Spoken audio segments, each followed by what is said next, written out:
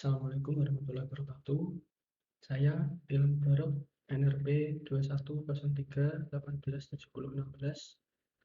akan menjelaskan tentang 10 tips meningkatkan rasa percaya diri dalam berkomunikasi.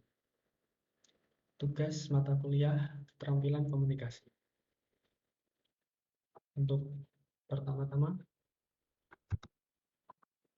yaitu definisi dari proses komunikasi. Seperti yang kita ketahui bahwa proses komunikasi tentunya membutuhkan rasa percaya diri. Contohnya, jika kita berada pada suatu pertemuan di mana banyak relasi bisnis atau orang yang penting hadir pada acara tersebut, tentunya adalah saat yang tepat bagi kita untuk mengajak mereka berkomunikasi.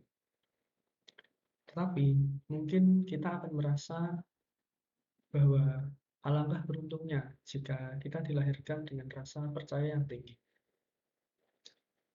Tenang saja, berita baiknya adalah rasa percaya diri dalam proses berkomunikasi dapat dipelajari. Tidak ada seseorang yang dilahirkan dengan kepercayaan tinggi yang melimpah ruah.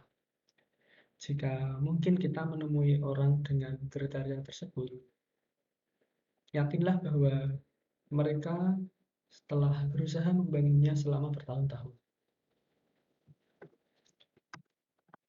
Untuk tips yang pertama, agar kita bisa percaya diri dalam berkomunikasi, yaitu berpenampilan rapi. Terlihat sangat jelas, tetapi menakjubkan betapa banyak perbedaan yang bisa dihasilkan jika kita berpenampilan rapi. Berpenampilan rapi bisa juga dimulai dari kita mandi, mengenakan pakaian yang rapi, dan mengenakan parfum. Ingatlah bahwa proses komunikasi dimulai ketika orang lain mendapatkan impresi pertama tentang diri kita. Jadi, jika kita berpenampilan rapi, kemungkinan orang akan melihat kita terlihat sangat bersungguh-sungguh untuk bertemu. Jadi, secara otomatis hal tersebut akan meningkatkan kepercayaan diri kita. Untuk tips yang kedua, yaitu ucapkanlah terima kasih. Ketika kita terlalu fokus pada apa yang kita inginkan, biasanya pikiran akan menciptakan alasan kenapa kita tidak bisa memilikinya. Ini membuat kita memikirkan titik terlemah pada diri kita. Cara terbaik yaitu dengan fokus pada rasa terima kasih. Sisihkan waktu setiap hari untuk menuliskan atau bisa juga dengan merenungkan apa saja yang telah kita alami. Kemudian kita harus bersyukur terhadap apa saja yang telah kita alami tersebut. Ini adalah proses komunikasi secara internal kepada diri kita sendiri. Kemudian selanjutnya yang ketiga yaitu memuji orang lain. Ketika kita berpikir negatif tentang diri kita sendiri, kita sering memproyeksikan perasaan itu kepada orang lain dalam bentuk penghinaan atau mungkin gosip. Untuk memutus siklus negatif ini, biasakan dengan memuji orang lain. Dalam prosesnya, kita akan menjadi sangat disukai dan hal itu akan membangun kepercayaan diri. Yang keempat adalah visualisasikan diri kita. Visualisasi adalah teknik melihat gambar diri sendiri yang kita banggakan. Ketika kita berjuang dengan kepercayaan diri yang rendah, kita cenderung akan memiliki persepsi yang buruk dan bahkan seringkali tidak akurat. Jika kita berlatih dalam memvisualisasikan versi diri yang fantastis dalam mencapai tujuan, hal ini merupakan bagian dari proses komunikasi. Yang kelima adalah pelajari hal-hal baru. Kita memiliki pengetahuan tentang berbagai hal dan kita belajar. Kita membangun basis informasi yang dapat memberikan kepercayaan diri. Mungkin saja kita tergoda untuk mengalihdayakan pembelajaran dengan teknologi, bersandar pada smartphone, atau laptop untuk menemukan informasi yang ada. Ada benarnya bahwa kita tidak pernah bisa mengetahui segalanya, tapi mempelajari hal baru dapat meningkatkan kepercayaan diri. Yang keenam adalah bersiap dan berlatih.